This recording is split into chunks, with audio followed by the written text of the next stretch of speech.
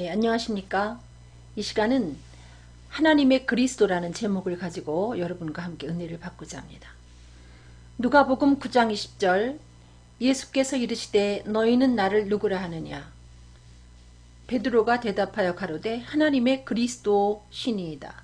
네, 예수님이 30세부터 33세까지 하나님의 일을 하셨는데 이 기간을 공생의 기간이라고 그렇게 이야기하죠. 그 공생애를 마감하실 무렵에 제자들에게 질문을 했습니다. 너희가 나를 누구라 하느냐? 베드로가 하나님의 그리스도 신이이다. 마태복음에는 주는 그리스도시요 살아계신 하나님의 아들이시니이다. 이 같은 대답을 했는데 예수님이 이 베드로가 한 그 대답에 대해서 굉장히 만족해 하시죠. 그래서 여러분 오늘 제목이 하나님의 그리스도라는 제목인데 그리스도라는 뜻이나 여러분 메시아나 같은 내용의 뜻이 되겠습니다. 여러분 그리스도는 헬라어에서 비롯된 것이고 메시아는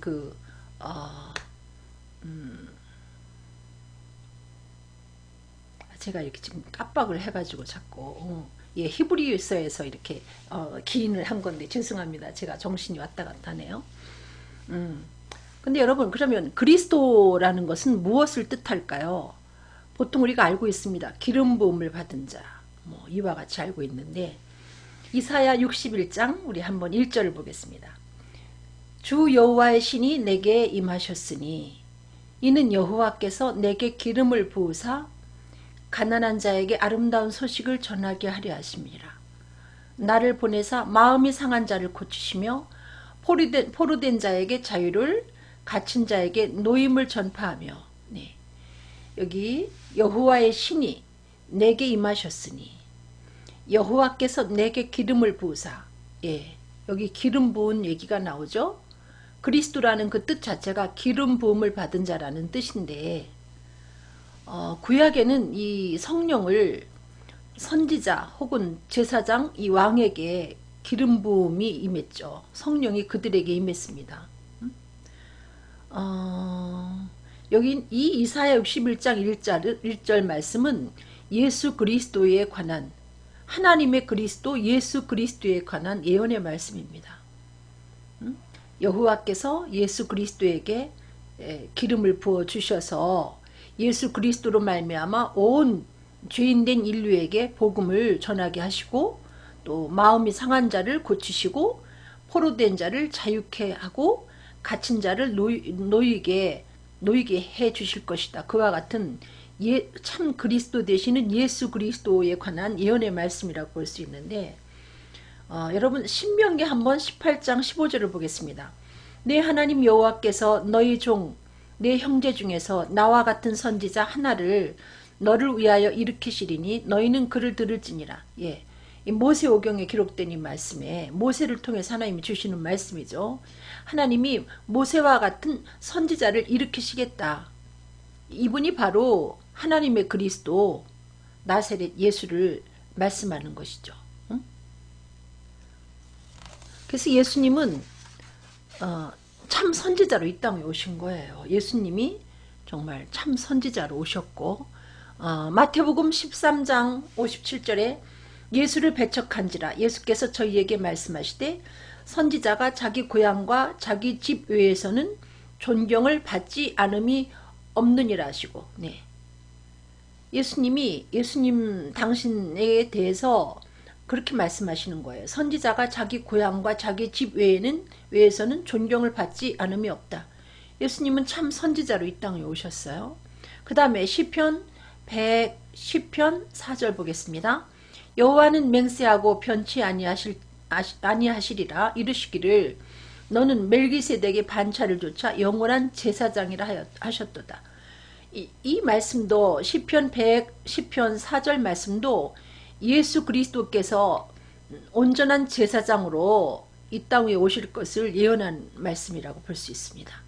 히브리서 5장 5절 6절 또한 이와 같이 그리스도께서 대제사장 되심도 스스로 영광을 취하심이 아니요 예, 예수님이 스스로 나는 대제사장이야 갑자기 나타나셔서 그러신 것이 아니라 오직 말씀하시니가 저더러 이르시되 너는 내 아들이니 내가 오늘날 너를 낳았다 하셨고 또한 이와 같이 다른데 말씀하시되 내가 영원히 멜기세덱에게 반차를 줬는 제사장이라 하셨으니 예. 이미 예수 그리스도께서 선지자로 참 선지자로 또 제사장으로 이렇게 이 땅 위에 오실 것을 구약의 여러 군데에 걸쳐서 이렇게 예언을 해 놓으셨습니다. 요한복음 18장 37절에 빌라도가 가로되 그러면 내가 왕이 아니냐? 예수께서 대답하시되 내 말과 같이 내가 왕이니라. 내가 이를 위하여 났으며 이를 위하여 세상에 왔나니 곧 진리에 대하여 증거하려 함이로라. 네. 무릇 진리에 속한 자는 내 소리를 듣느니라 하신대. 예수님을 보고 빌라도가 묻습니다. 내가 왕이냐 왕이 아니냐 하니까 예수님이 내 말과 같이 내가 왕이니라. 예수님은 만왕의 왕으로 죄로 인해서 죄의 종이 돼서 사망으로 끌려가는 온 인류를 그 사망과 죄에서 온전히 해방시키기 위해서 우리의 그리스도로 우리의 왕으로 오셨다는 거죠. 메시아 그리스도가 왕을 뜻합니다. 왕 중 왕으로 이 땅에 오신 것이죠. 이 왕 되심을 위해서 나셨고 왕 되시기 때문에 이 세상에 오신 것입니다. 그분이 왕이시기 때문에. 디모데전서 6장 15절 기약 이르면 하나님이 그의 나타나심을 보이시리니 근데 그분이 이 땅에 오셔서 우리의 왕이 되심을 확증하시고 승천하셨거든요. 근데 그분이 다시 오신다. 기약이 이르면 때가 되면 다시 오시는데 하나님은 복되시고 홀로 한 분이신 능하신 자시며 만왕의 왕이시며 만주의 주. 정말 그때는 초림 예수는 왕이심에도 불구하고 베들레헴이라는 조그만 마을에 또 태어나신 그 장소도 마국간이 아닙니까? 그래서 말구유에 예수님을 눕히셨어요. 그렇지만 다시 오실 예수 그리스도는 컴백하시는 예수님은 정말 하나님의 그리스도다옵게 하나님이 보내신 메시아다옵게 왕중왕다옵게 아주 화려하게 컴백하신다는 거죠. 예수님은 반드시 오십니다. 많은 사람들이 여러 사람을 통해서 복음을 듣지만 그들이 믿지 아니하죠. 무슨 예수가 뭐 신이냐. 여러분 예수님은 신이십니다. 하나님의 그리스도예요. 하나님이 범죄한 인류를 위해서 보내신 구원자, 우리의 구세주, 우리의 왕, 우리의 메시아, 우리의 그리스도라는 거죠. 그분이 이제 다시 오시면 이제 그때 여러분이 보게 될 터인데 그때는 회개할 기회가 없어요. 여러분이 지금 돌이켜 예수를 그리스도로 믿지 아니하면 그때는 늦는다는 거죠. 이사야 53장 2절 그는 주 앞에서 자라나기를 연한 순 같고 마른 땅에서 나온 줄기 같아서 고운 모양도 없고 풍채도 없은즉 우리의 보기에 흠모할 만한 아름다운 것이 없도다. 예, 이렇게 우리의 메시아임에도 불구하고 인류를 구원하기 위해서 오신 하나님의 그리스도임에도 불구하고 그 오실 때 예수님의 모습은 너무나 초라하게 오셨죠. 그리고 성장하는 예수님의 그 배경도 가난한 목수의 아들로 또 그 주변에 몰려드는 친구들도 여러분 죄인과 세리였습니다. 이렇게 사람 보기에 그렇게 동경할 만한 것이 없는 초라한 삶을 사셨고 흠모할 만한 아름다운 것이 예수님께 없었습니다. 왕임에도 불구하고 하나님의 그리스도이심에도 불구하고 사람 보기에는 별 볼 일이 없었다. 성경은 그렇게 말하고 있습니다. 뭐 외모도 저는 그렇게 화려하지 않았다 생각하고요. 삶도 아주 조촐했고요. 하나님이심에도 불구하고 여러분 예수님이 그렇게 사시다가 또 여기 이사야 53장 3절 보면 그는 멸시를 받아서 사람에게 실어 버림받았으며 간고를 많이 겪었으며 질고를 아는 자라. 네. 그분은 우리를 구원하시기 위해서 우리를 죄악 가운데서 구원하는 왕이 되시기 위해서 이 땅에 오셨는데 결국은 우리 죄를 짊어지고 십자가를 지시기까지 많은 군중들로부터 혹은 제자들로부터 하나님께마저도 버림받았다는 거죠. 그리고 십자가 지시기까지 주님이 당하신 그 간고는 말할 수도 없죠. 마치 사람들에게 얼굴을 가리우고 보지 않음을 받는 자 같아서 멸시를 당하였고 우리도 그를 귀히 여기지 아니하였도다.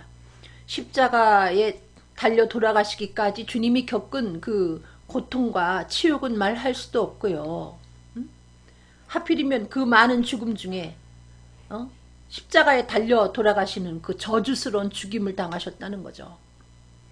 왜 그랬을까요? 그분이 하나님의 그리스도이기 때문에. 하나님의 그리스도께서 오셔서 하실 일은 인류의 죄악을 속하는 겁니다, 여러분.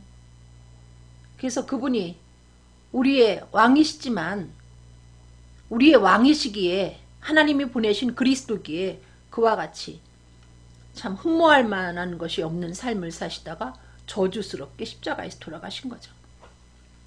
이사야 53장 4절 그는 실로 우리의 실고를 지고 우리의 슬픔을 당하였거늘 우리는 생각하기를 그는 징벌을 받아서 하나님에게 맞으며 고난을 당한다 하였노라. 네.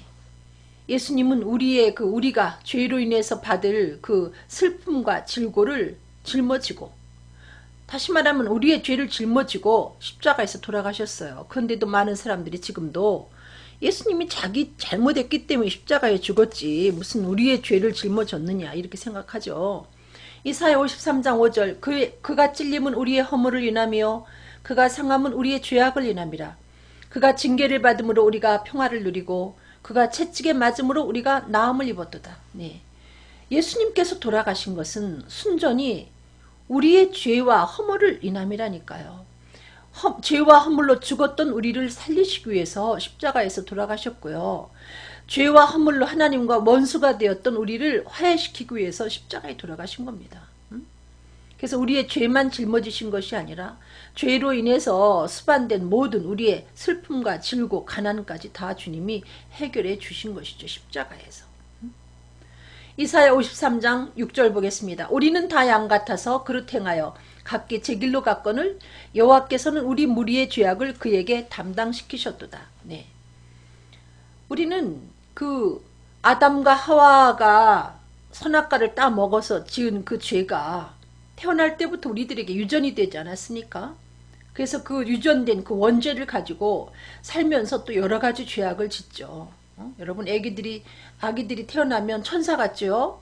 그렇지만 그 아기가 천사가 아닙니다, 여러분. 그 아이들은 태어날 때 우리 조상의 유전된 그 죄를 갖고 태어나기 때문에 뭐 아이들한테 여러분이 아이를 양육하면서 뭐 욕을 가르치거나 혹은 뭐 도적질을 해봐라 뭐 이런 거 가르치지 않아요.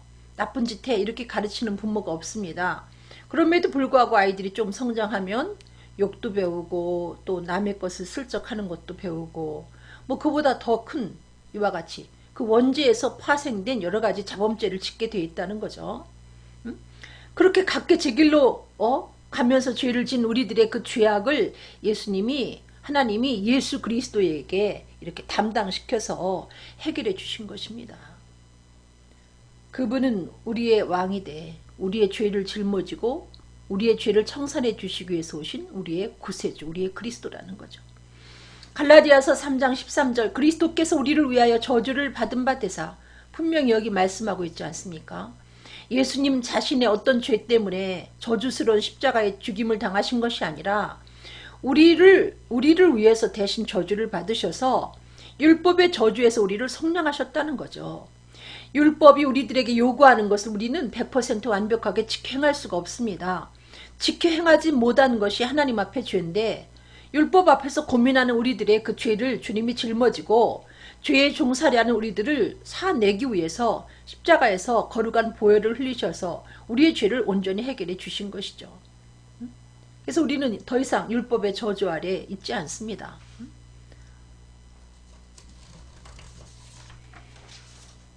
마태복음 26장 38절 이에 말씀하시되 내 마음이 심히 고민하여 죽게 되었으니 너희는 여기 머물러 나와 함께 껴있으라 하시고 네.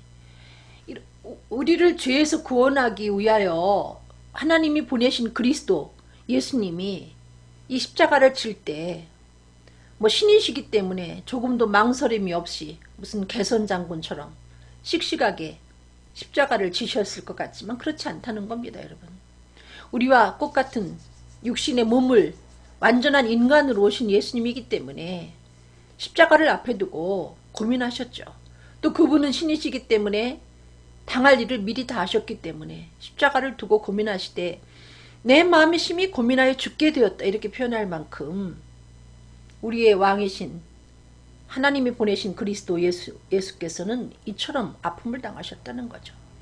히브리서 5장 7절 그는 육체에 계실 때에 자기를 죽음에서 능히 구원하실 이에게 심한 통곡과 눈물로 간구와 소원을 올렸고 여러분 십자가를 그렇게 간단하게 고통 없이 지신 게 아니지 않습니까? 심한 통곡과 눈물로 십자가를 지러 이 땅에 오신 예수님이 십자가 지지 않으면 안 됩니까? 이런 기도를 올리시지 않았어요? 하나님 이 잔을 내게서 옮겨 주시옵소서. 그러나 내 원대로 마옵시고 아버지의 뜻대로 하옵소서. 얼마나 이 십자가가 고민스러웠으면. 그러므로 우리도 주님의 뒤를 따를 때 우리에게 태인 십자가를 지고 주님의 뒤를 따르는 거거든요. 예수님이 그토록 고민하셨는데 우리가 어떻게 고민을 안 하겠습니까? 죽을 만큼 고민하면서 우리도 그 뒤를 따라가게 돼 있어요. 지극히 당연한 겁니다. 죽을 만큼 고민하는 것이 지극히 당연한 것이라는 거죠. 누가복음에는 예수님의 기도한 그 장면 힘쓰고 애써 더 간절히 기도하시는데 땀이 핏방울같이 되더라. 뭐 한간에는 그 의사들이 그 학자들이 그렇게 표현하죠.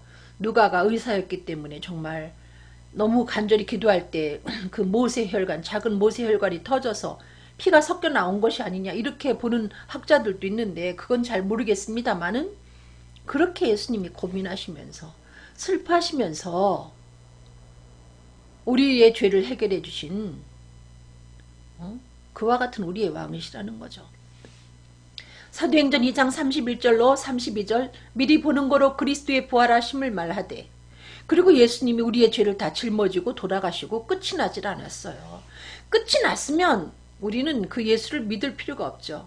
그분은 하나님의 그리스도이기 때문에 예언된 대로 죽은 자 가운데서 부활하셨죠. 여기 사도행전 2장 31절 32절 말씀이 미리 보는 거로 그리스도의 부활하심을 말하되 저가 음부에 버림이 되지 않고 육신이 썩음을 당하지 아니하시리라 하더니 이게 구약에 예언된 말씀이거든요. 하나님이 보내실 하나님의 그리스도는 음부에 버림이 되지 않고 다시 산다. 그게 바로 하나님이 보내실 그리스도에 대한 증거입니다, 여러분. 만약에 어떤 사람이 내가 그리스도야 하고 죽었다고 봅시다.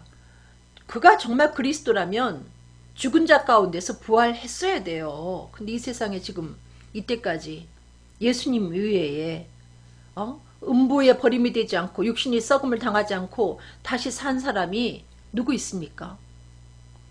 다른 종교를 가진 분들이 뭐 예수님만이 길이다 이것 때문에 화가 나셔가지고 저한테 욕을 하고 도망가시는데 아니 도망가시는 건 아니죠. 저한테 댓글을 욕하시면서 올려놓으시는데 여러분 예수님 이외에 죽은 자 가운데서 부활하신 사람이 어디 있어요? 그런 사람이 있으면 그도 그리스도죠. 없습니다. 이유는 그리스도가 아니기 때문에. 이 땅 위에 하나님이 보내신 그리스도는 단 한 분이에요. 구약의 선지자나 뭐 제사장이나 왕에게 기름을 부었지만 이것은 오실 예수 그리스도 하나님의 그리스도에 대한 그림자입니다. 여러분 예표예요. 예수님은 참 선지자로 참 그리스도로 참 제사장으로 온전한 제사장으로 왕으로 오셨는데 그분이 하나님의 그리스도라는 증거를 우리들에게 확증해 보이시지 않았습니까?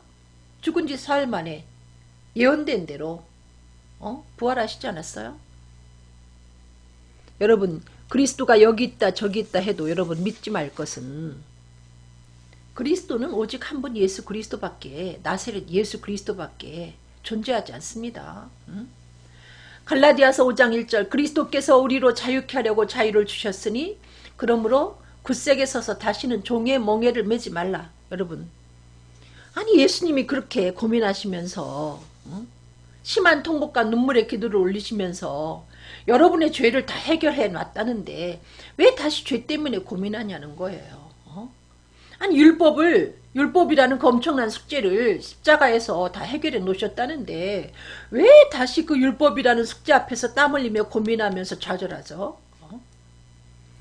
이것은 여러분 예수님의 죽으심을 십자가의 죽으심을 헛된 것으로 만드는 것이고 이것은 은혜의 성령을 욕되게 하는 것이고 예수님의 그 거룩한 보혈을 부정한 것으로 여기는 것이고 예수님을 발로 밟는 것이고 예수님을 다시 한번 십자가의 현저히 여러분이 욕을 보이는 거나 마찬가지라는 겁니다. 여러분.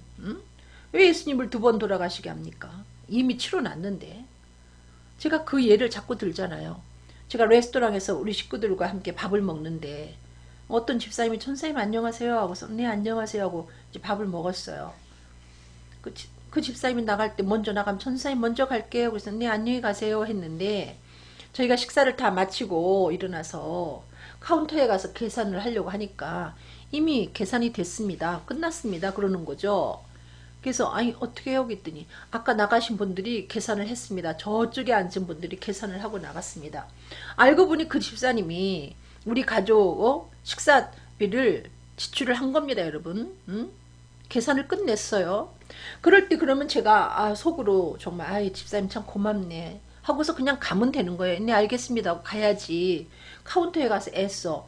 나는 그 집사님이 계산한 건 계산한 거고 미안하지만 내가 다시 계산하겠습니다. 이렇게 한다면 제가 얼마나 꼴통입니까? 왜 우리가 이렇게 꼴통처럼 그러야 되냐 이거죠. 예수님이 이미 값을 지불했다는데 왜 율법 앞에서 우리를 그리스도에게로 인도하는 그 몽학선생 앞에서 아직도 절절매가면서 고민을 하냐 이겁니다. 여러분. 무슨 예수 믿고 말씀대로 살아야 천국 가요? 여러분 예수님을 그렇게 반쪽 구원자로 2분의 1쪽 구원자로 그렇게 여러분 모독하지 마세요. 요한복음 8장 32절 진리를 알지니 진리가 너희를 자유케 하리라. 여러분이 진리 되시는 예수 그리스도를 알고 예수께서 하나님의 아들 그리스도이심을 믿으면 여러분은 율법 아래서 죄 앞에서 사망 아래서 온전히 자유한 거예요. 온전한 해방이라니까요. 그 둘째 사망 지옥 형벌에서 여러분이 완전하게 사면되는 거라는 거죠. 집행유예가 아니고 여러분이 또 이제 율법에 저촉이 되면 다시 지옥 보낸다 이러는 게 아니라는 겁니다. 여러분.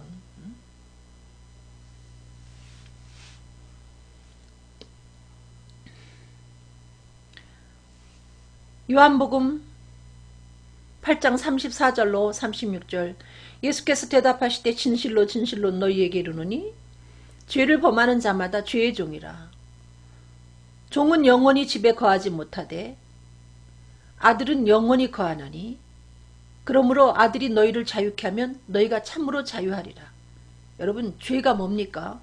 하나님이 하라고 한 것을 하지 않은 게 죄고요. 하지 말라 한 것을 한 것이 죄입니다. 율법에 하지 말라 하라 한 것이 한 700여 가지 된다고 봅시다. 우리가 그것을 한 2분의 1은 예수 믿는 믿음, 2분의 1은 율법을 지켜 행하는 그 행함으로 말미암아 구원을 얻는다면 과연 구원받을 사람이 어디 있겠습니까? 여러분이 죄를 범할 때 죄의 종이 되는데 그 죄의 종살이에서 여러분을 성량하기 위해서 예수님이 십자가에 못 박혀 돌아가신 거예요. 이미 예수님의 그 고귀한 보혈의 값을 지불하고 죄의 종살이에서 율법의 종살이에서 여러분을 완전히 사냈다니까요. 요한복음 14장 6절 예수께서 가라사대 내가 곧 길이요 진리요 생명이니 나로 말미암지 않고는 아버지께로 올 자가 없다. 이 말씀 때문에 기독교를 독선적인 종교라고 이야기하시는데 여러분 그렇게 욕을 하셔도 할 수 없습니다. 여러분 예수님만 길이고 진리요 생명이에요. 이게 하나님이 그렇게 말씀하기 때문에 우리는 이 말씀을 믿고 여러분에게 이렇게 전하는데 이것 갖고 상처받는 다른 종교를 갖고 있는 분들 죄송하지만 상처받지 마시고 참 길로 들어서면 되지 않나요? 여러분 다른 길로 들어서면 하나님을 만나지 못해요. 여러분이 천국에 이르지 못하고요. 결과 하나님의 무서운 심판으로 여러분 떨어지기 때문에 이렇게 안티가 많이 생겨도 제가 이 얘기를 드리는 겁니다. 하나님의 그리스도는 예수밖에 없다니까요. 하나님이 여러분 앞에 여러분을 구원하라고 보낸 그 인류에게 구원의 왕은 오직 예수님 한 분밖에 안 계십니다. 다른 이로서는 구원을 얻을 수 없다. 성경은 그렇게 말하고 있고요. 천하 인간에게 구원 얻을 만한 다른 이름을 주신 일이 없다. 성경은 그렇게 말하고 있습니다. 하나님이 그렇게 말씀하고 계세요. 서울에서 그 부산 가는 길은 10개도 넘고 뭐 20개도 될 수 있고 뭐 이 골목으로 뭐 저 도로 타고 하면은 뭐 길이 엄청 많죠. 그렇지만 여러분 천국 가는 길은 길이 둘도 아니고 하나라니까요. 오직 예수밖에 없습니다. 예수님만이 참으로 여러분을 죄에서 사망에서 자유케 할 수 있는 진리이고 예수님만이 여러분에게 영생을 주는 참 생명이라는 겁니다. 여러분 예수님만이 생명의 떡입니다. 여러분 이 예수를 믿어야 죄와 허물로 죽은 여러분들이 살아날 수가 있어요. 생명의 떡을 먹어야. 제가 꼴통처럼 생겨서 여러분 꼴통 같은 얘기만 한다고 그렇게 생각하시지 마시고 한번 하나님께 하나님 살아계시니까 여쭤보세요. 정말 예수 외에는 길이 없습니까? 여러분 진지하게 한번 하나님께 질문을 던져보세요. 내가 지금 다른 종교를 갖고 있는데 예수님 이외에는 하나님께 갈 수 있는 길이 없습니까? 하고 여쭤보시길 바랍니다. 누가복음 4장 17절로 19절 선지자 이사야의 글을 드리거늘 책을 펴서 이렇게 기록한 데를 찾으시니 곧 주의 성령이 내게 임하셨으니 이는 가난한 자에게 복음을 전하게 하시려고 내게 기름을 부으시고 나를 보내사 포로된 자에게 자유를 눈먼 자에게 다시 보게 함을 전파하며 눌린 자를 자유케 하고 주의 은혜의 해를 전파하게 하려 하심이니라 했더라. 예. 하나님이 보내실 그리스도에 대한 예언의 이사야의 말씀이 바로 나다. 예수님이 이렇게 말씀하는 거예요. 그 기름 부음 받은 자가 구약에 그 약속된 그리스도가 바로 나다 이겁니다. 예수님이 이렇게 말씀하시는 거예요. 누가복음 예수님이 말씀하시는 겁니다. 그 기름 부음 받은 자, 그 하나님의 그리스도가 바로 나다. 내가 너희에게 복음을 전하러 왔다. 죄에 포로된 너희들, 죄에 눌린 너희들, 또 흑암 속에서 길을 찾지 못하는 너희들에게 길을 안내하려고 왔고 너를 자유케 하려고 왔고 내가 하나님의 영광스러운 그 천국으로 너희들을 안내하러 왔다. 이렇게 하나님이 예수님이 말씀하시는 겁니다. 내가 하나님의 참 그리스도다 이거예요. 그리스도는 한 분뿐입니다. 그리스도가 둘이 될 수가 없어요. 나라의 대통령도 한 사람 아닙니까?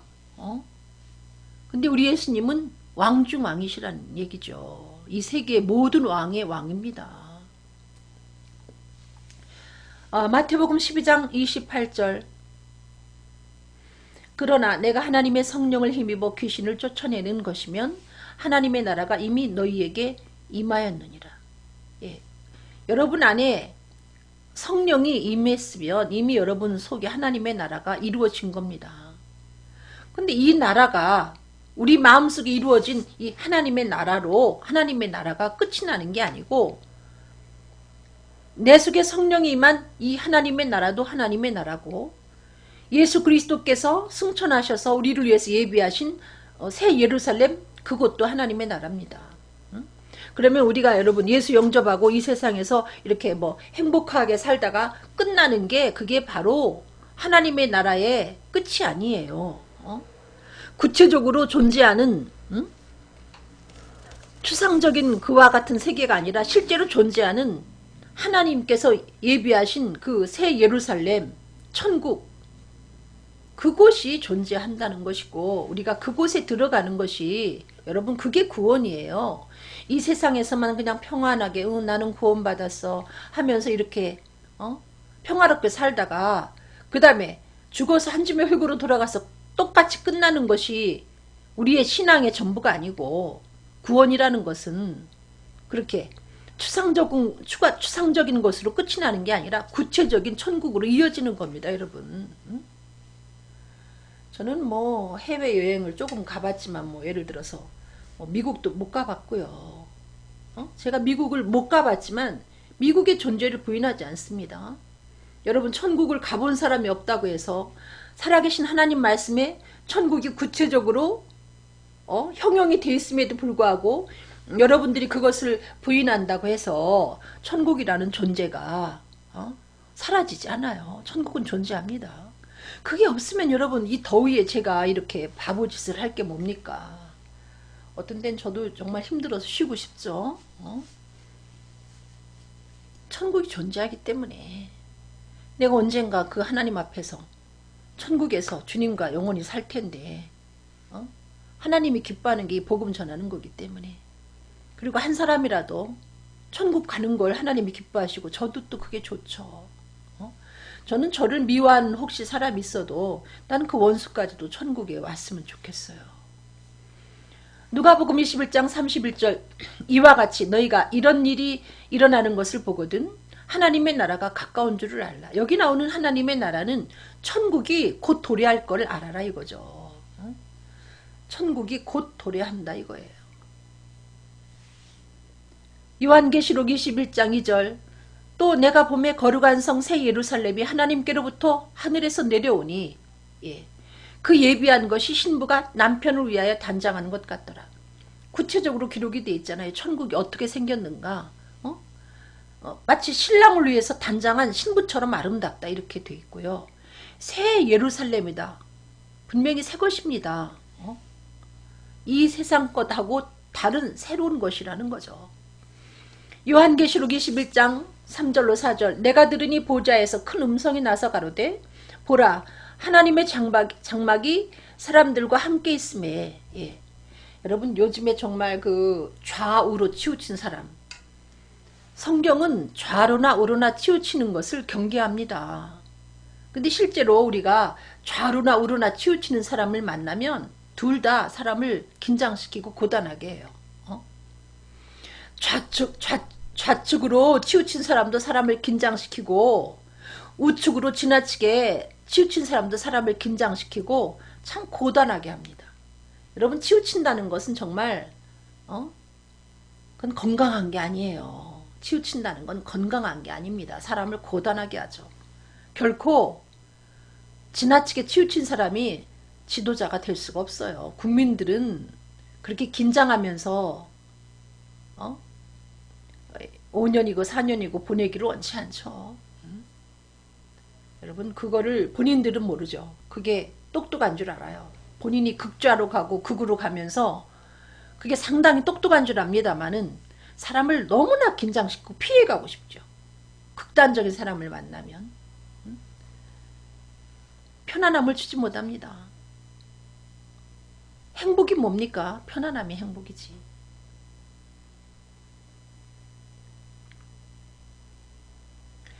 왜 이 얘기를 하느냐? 만약에 천국에 계신 하나님이 극좌라든지 혹은 극우다. 우리가 얼마나 그 천국이 고단하겠습니까? 근데 우리 하나님은 공평하시고 공의로우시고 정의로우신 분이거든요. 사랑도 많고. 그래서 그렇게 트집 잡지 않고 비판하지 않거든요.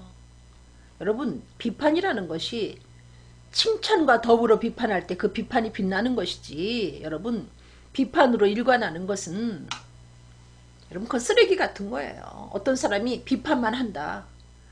그 사람의 말에 귀 기울일 가치가 없는 겁니다. 아셨습니까? 예수님이 어느 교회를 책망할 때 칭찬한 다음에 칭찬해 놓으시고 책망하셨어요.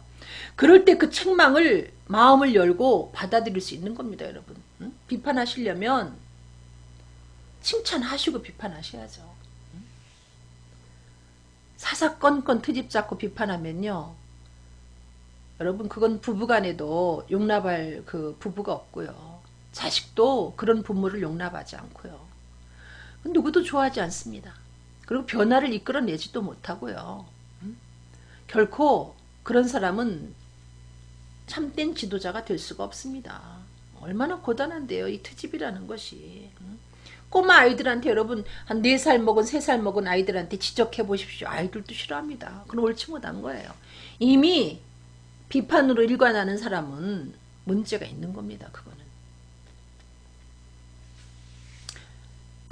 그렇게 피곤한 분이 천국에서 만약에 통치를 한다. 얼마나 천국이겠습니까? 근데 하나님이 사랑이 많고 좌우로 치우침이 없는 그 하나님이 통치하는 그 나라가 바로 천국이라는 것이고, 하나님은 우리 눈에서 눈물을 씻어주신다 이거죠. 모든 눈물을 씻어주시고 그곳은 다시 사망도 없고 애통하는 것, 곡하는 것, 사회악을 근절하겠다. 대통령이 그렇게 공약으로 내세우지만 여러분 그게 가능한가요? 애는 쓰지만 그렇게 쉽지 않습니다. 쉬운 게 아니라 불가능하죠. 근데 하나님은 전능자이기 때문에 천국에 모든 악을 완전히 악한 것은 들어오지 못하게 아예 그렇게 하나님이 만들어 놓으셨죠. 그래서 우리는 눈물 흘릴 일이 없습니다. 그곳에는 아픈 것도 없고요. 애통하는 것, 곡하는 게 없습니다. 구체적으로 천국을 우리들에게 이렇게 묘사해서 보여주지 않습니까? 이런 곳이 천국이라는 거죠. 여러분, 이 천국이 있기 때문에 우리가 예수를 믿습니다. 이 세상에서 조금 마음 편안하자고 우리가 예수를 믿는 게 아니에요. 하나님의 그리스도가 이 세상에서 니네 조금 편안하게 살아. 내 위로해 줄게. 이 정도면 무슨 그분이 그리스도입니까? 그분이 무슨 우리의 왕입니까? 이거는 친구 만나서 조금 얘기해도 이 정도 위안은 받을 수 있지 않습니까, 여러분? 그분은 완전한 구원을 우리들에게 예비해 놓으셨기 때문에 우리의 왕이 될 수 있는 거고요. 하나님의 장막이 있는 그곳에서 우리를 영원토록 행복하게 살게 하기 때문에 그분이 바로 하나님의 그리스도고 하나님이 보내신 메시아가 되는 거죠. 그 다음에 요한계시록 21장 10절로 11절, 성령으로 나를 데리고 크고 높은 산으로 올라가 하나님께로부터 하늘에서 내려오는 거룩한 성 새 예루살렘을 거룩한 성 예루살렘을 보이니 하나님의 영광이 있음에 그 성의 빛이 지극히 귀한 보석 같고 벽옥과 수정같이 맑더라. 네, 천국이 여러분 보석으로 지어지고 벽옥으로 지어지고 수정으로 지어지고 이런 곳이 아니고요. 하나님의 그 영광이 가득하니까 그 성이 빛이 나는데 마치 그 귀한 보석 같고 벽옥과 수정 같이 맑더라 그랬지. 이 세상에 있는 온갖 보석이 거기 다 있는 데는 아닌 것 같아요. 같더라 하는 거 보면 분명히 이 세상과는 다른 세상이거든요. 이 세상에 있던 그런 재료들로 설계된 건축이 된 그와 같은 천국일까? 저는 그렇게 생각하죠. 그건 아닐 것 같아요. 이 세상에 그 무엇과 형용할 수가 없으니까 그렇게 이것저것 같더라 그런 거 아닌가. 제가 안 가봐서 아직은 모르겠습니다만은, 그러나 어찌하든 너무나 아름다운 곳이라는 얘기입니다. 세계적인 유명 인사들이 가는 그 호화 별장 비교할 수가 없고요. 그 엄청난 그들이 살고 있는 저택은 여러분 천국의 그 무엇과 비교하겠습니까? 그렇게 아름다운 곳에 예수를 하나님의 그리스도로 믿는 여러분들을 안내해 주신다니까요. 예수님이. 요한계시록 22장 5절, 다시 밤이 없겠고 등불과 햇빛이 쓸데없으니 이는 주 하나님이 저희에게 비치심이라. 이제 거기는 이런 등불이 필요가 없어요. 하나님의 영광의 빛이, 그 광채가 있기 때문에 거기는 밤도 없고, 그리고 대문도 멋으로 이렇게 달아놨지 그걸 닫고 이러지 않는다는 거죠. 도적놈도 없고요. 성범죄자도 없고요. 강도도 없고요. 거기에서 중요한 건 우리가 예수님과 함께 세세토록 왕노릇 한다는 거죠. 왕노릇. 여러분 대통령 되려면 여러분 다 자격 있죠. 대한민국 사람들이 얼마나 똑똑합니까? 근데 여러분 다 대통령이 되려고 하면 이 나라가 얼마나 혼란스럽겠어요. 근데 여러분이 머지않아서 왕노릇할 세상에 온다는 거죠. 그야말로 만인 대통령 할 때가 온다는 겁니다. 어디에서? 천국에서 우리 주님과 함께 세세토록 왕노릇하게 된다.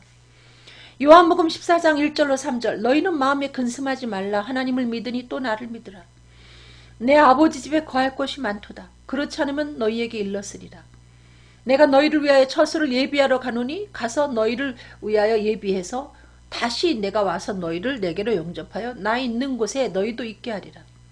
예수님이 승천하셨죠. 부활하셔서. 그래서 우리가 있어야 될 곳을 이렇게 예비해 놓으셨다는 거죠. 그래서 그분이 다시 와서 우리를 그 새 예루살렘으로 안내해서 영원토록 우리와 함께 사신다는 겁니다. 정말 이 세상을 보면 주님 오실 날이 정말 가까웠어요. 너무 죄악이 관영하고 또 이런 재해가 일어나는 거 보면 예수님 오실 날 이런 일이 있겠다 저런 일이 있겠다 한 그와 같은 사실들이 일어나고 있고요. 또 이렇게 거짓 선지자들이 많고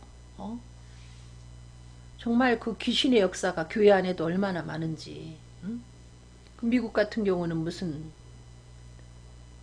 이게 뭐 성령의 역사다 하면서 어떤 목사가 매 주일 예배 시간에 설교를 하지 않고 그냥 뭐 성령님이 웃으라고 했다 그러면서 처음부터 끝까지 웃다가 가질 않나.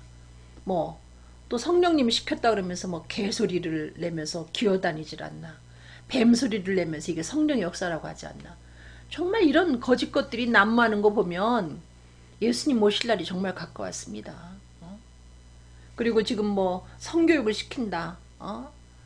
학교에서 그 성교육을 강화한다 그러는데 그것도 조심해야 되는 것이 성교육이다 하면서 음란을 야기시킬 수 있는 요소가 있다는 거죠.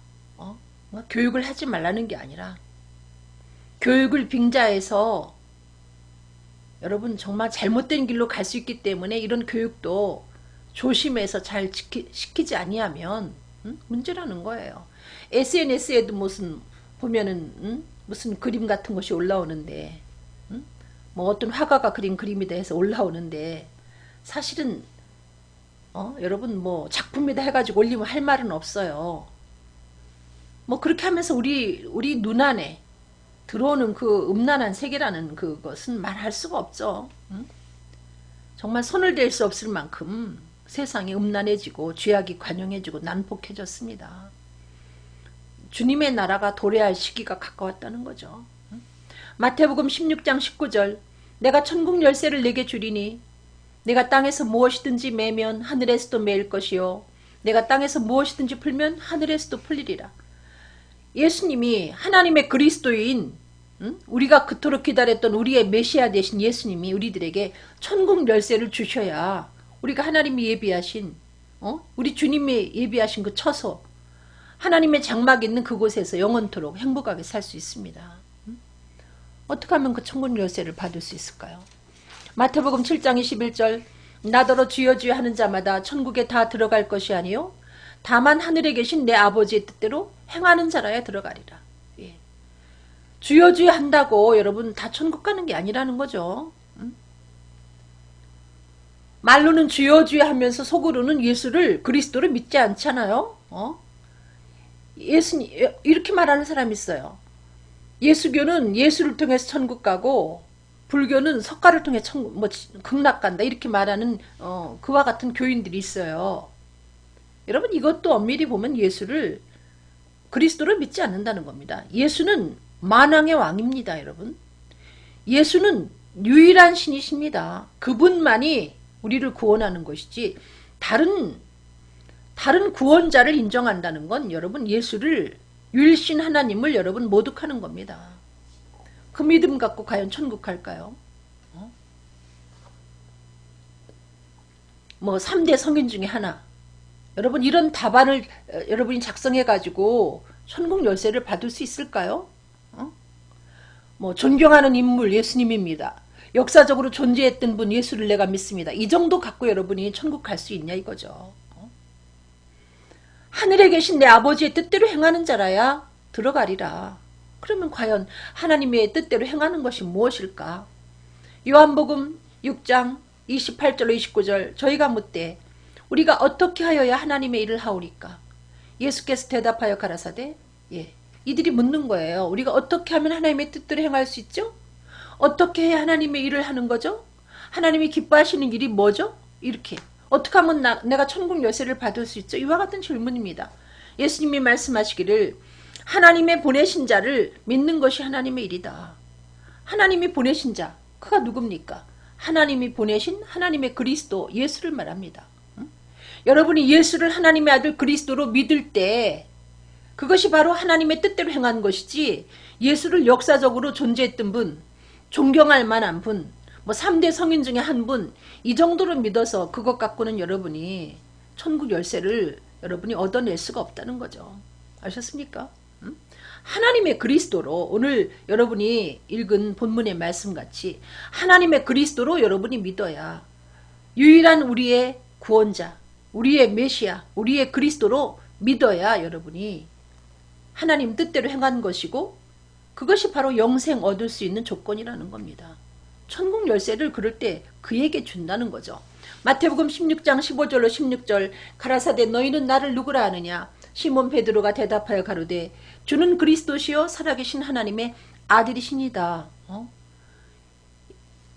베드로가 그렇게 대답하지 않아요? 아까 그 읽은 말씀, 하나님의 그리스도니다, 이 얘기입니다. 살아계신 하나님의 아들 그리스도입니다 하고 대답을 했어요. 그랬더니 예수님이 아주 기뻐하시면서 내가 너에게 천국 열쇠를 주리니, 이렇게 나온 겁니다. 여러분. 요한복음 1장 33절, 나도 그를 알지 못하였으나 나를 보내어 물로 세례를 주라 하신 그이가 나에게 말씀하시되, 성령이 내려서 누구에게 누구 위에든지 머무는 것을 보거든 그가 곧 성령으로 세례 주는 이인 줄 알라. 네. 여러분, 진정한 하나님의 그리스도는 성령을 줍니다. 아셨어요? 여러분, 목사님들이 요한의 물세례를 주지 여러분에게 성령을 주지 못해요. 근데 하나님이 보내신 자, 하나님의 그리스도는 세례받을 때 그 위에 성령이 이렇게 비둘기처럼 임했는데, 그게 바로 그분이 성령 세례를 주실 뿐이다 이거죠. 그리스도는 죽은 자 가운데서 부활하실 뿐만이 아니고 승천하시면 그분이 우리들에게 성령을 보내주신다는 거죠. 아셨어요? 그래서 여러분이 성령을 받아야, 예수님이 승천하시면서 성령 받아라 그렇게 말씀하시지 않았습니까? 우리 한번 사도행전 1장 4절 5절 보겠습니다. 사도와 같이 모이사 저희에게 분부하여 가라사대 예루살렘을 떠나지 말고 내게 들은 바 아버지의 약속하신 것을 기다리라. 요한은 물로 세례를 베풀었으나 너희는 몇 날이 못되어 성령으로 세례를 받으리라 하셨어요. 왜 떠나시면서 그 먼 길을 가시면서 정말 언제 다시 이들을 만날지 모르는 긴 이별을 하시면서 이 말씀을 하셨을까요? 예루살렘을 떠나지 말고 아버지 약속하신 성령을 기다리라. 얼마나 성령이 중요했으면. 이유는 이 성령을 받아야 비로소 예수가 하나님의 그리스도인 걸 여러분이 믿을 수 있기 때문에. 여러분, 땅의 일도 믿지 못하는 우리가 신령한 세계에 속한 것을 어떻게 믿을 수 있겠어요? 우리 힘으로. 성령님이 우리 마음에 도와주지 아니하면, 우리 마음에 임하셔서 우리 속에 역사해 주시지 아니하면 우리는 예수를 그리스도로 믿을 수 없다는 얘기입니다. 사도행전 1장 8절, 오직 성령이 너희에게 임하시면 너희가 권능을 받고 예루살렘과 온 유대와 사마리아와 땅끝까지 이르러 내 증인이 되리라. 네. 베드로와 그 제자들이 성령을 받고 나니까 비로소 예수께서 하나님 아들 그리스도다 이렇게 전파하지 않아요? 너희가 십자가에 못 박혀 죽인 그 예수를 하나님이 살렸다. 예수는 그리스도다 이렇게 증거하지 않습니까? 성령이 임해야 이게 믿어진다는 겁니다. 아셨어요? 그러므로 누구든지 성령을 아니하고는 예수를 주시라 할 수 없다. 주시라고 입으로 말 못한다는 얘기가 아니라 마음으로 예수를 주로 믿을 수가 없다는 말씀이죠. 성령 받으니까 여러분 땅끝까지 복음을 전파하지 않습니까? 넘치는 확신이 생기니까 온 세계를 복음으로 정복하는, 예수께서 하나님 아들 그리스도다 하면서 생명을 걸고 복음을 전파하는 그와 같은 자리까지 가게 되는 것입니다. 사도행전 4장 15절로 18절로 20절, 그들을 불러 경계하여 도무지 예수 이름으로 말하지도 말고 가르치지도 말라 하니, 이들이 뭐라고 말합니까? 성령 받고 나니까 베드로와 요한이 대답하여 가로되 하나님 앞에서 너희 말 듣는 것이 하나님 말씀 듣는 것보다 옳은가 판단하라. 그러면서 뭐라고 말해요? 우리는 보고 들은 것을 말하지 아니할 수 없다. 여러분, 요한의 세례를 받고 여러분이 복음을 듣고 요한의 세례를 받았을 때 우리가 갖고 있는 믿음은 표면적인 믿음이라면 성령님이 우리의 이면적으로 예수를 믿게 해주셔서 우리의 미완의 구원을 완전히 완성을 시켜주죠. 아셨습니까? 마음으로 믿지 않고 여러분 입으로만 주여 주여 한다고 사람은 속일 수 있어도 하나님은 속일 수가 없죠. 여러분의 마음을 꿰뚫어 보시는 하나님을 속이고 여러분이 구원받을 줄 압니까? 마음으로 믿어지지 않으면 기도하세요. 솔직하게. 여러분 그 도마처럼. 저는 도마를 좋아합니다. 제가 의심이 많은 사람이기 때문에. 아니 믿어지지 않는데도 예를 들어서 예수님 그 부활하신 후에 나타나셨을 때 도마가 그 자리에 있지 않았거든요. 그러니까 안 믿어졌어요. 근데도 안 믿어지는데도 믿어지는 것처럼 하고 있다가 변을 당하는 것보다는 나 못 믿습니다. 나 보고 믿어야 되겠습니다. 하니까 예수님이 보여줬잖아요. 그러면서 예수님 하시는 말씀이 보고 믿느냐 보지 않고 믿는 자가 복이 있다. 물론 보지 않고 믿을 수 있으면 더 좋겠지만 보지 않고 안 믿어지니까 보여주세요 한 것이 뭐 잘못입니까 여러분?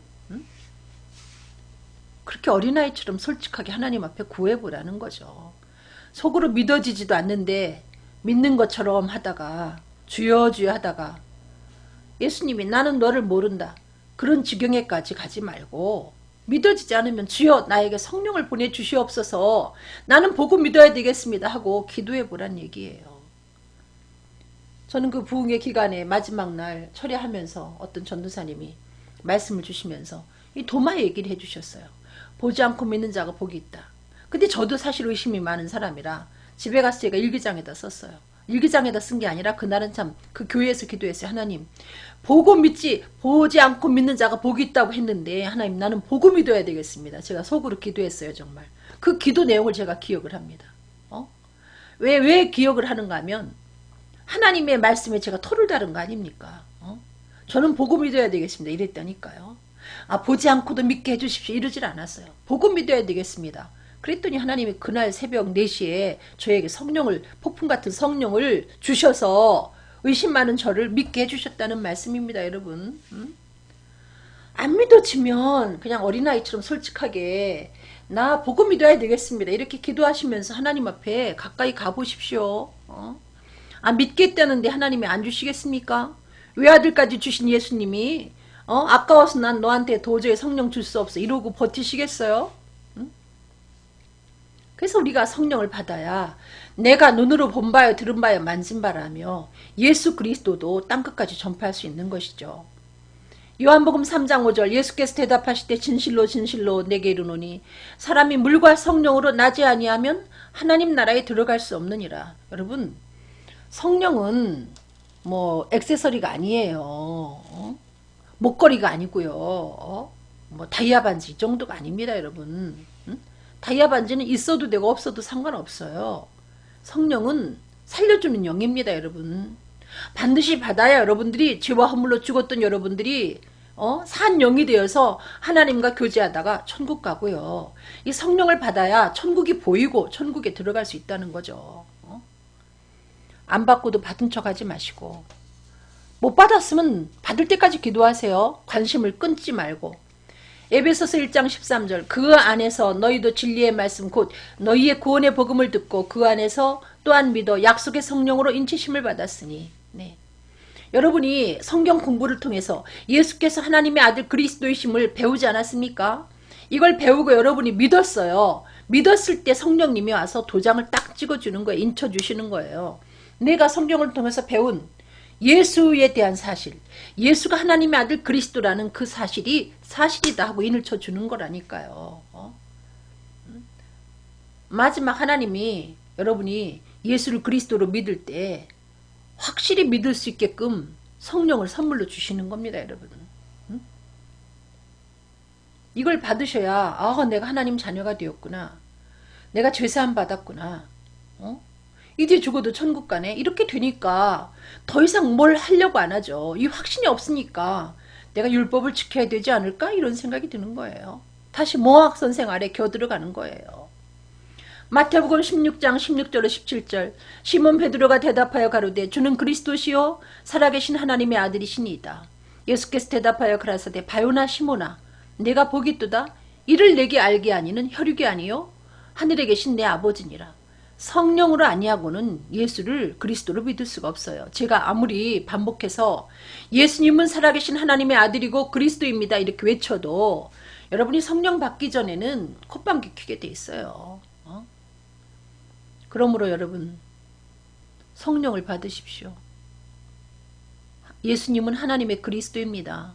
여러분이 여러분의 왕으로 받아들이지 아니하면 여러분은 결코 하나님이 예비하신 천국에 들어갈 수 없고요. 천국 아니면 지옥입니다. 여러분. 제3지대가 없어요. 아셨습니까? 뭐 제3지대로다 여러분 망명할 수가 없습니다. 기도하시겠습니다. 살아서 역사하시는 주님, 아직까지도 예수가 역사적인 인물 중에 존경할 만한 사람이라고 믿고 그 이상 진전된 믿음을 갖지 못한 이가 있으면 하나님, 보지 않고 믿는 자가 복이 있다고 말씀하셨지만 하나님, 도마처럼 나는 보고 믿어야 되겠습니다. 이 같은 믿음을 가지고 이 같은 기도를 가지고 그들이 성령을 경험할 수 있도록 도와주셔서 표면적으로 알던 예수를 이면적으로 하나님의 아들 그리스도로 확실히 믿을 수 있도록 도와주셔서 천국에 들어가면 물론 증인으로서 땅끝에 설 수 있는 저희들에게 인도하여 주시옵소서. 감사하며 예수 그리스도 이름으로 간절히 기도드렸습니다. 아멘. 예, 감사합니다 여러분. 사랑합니다.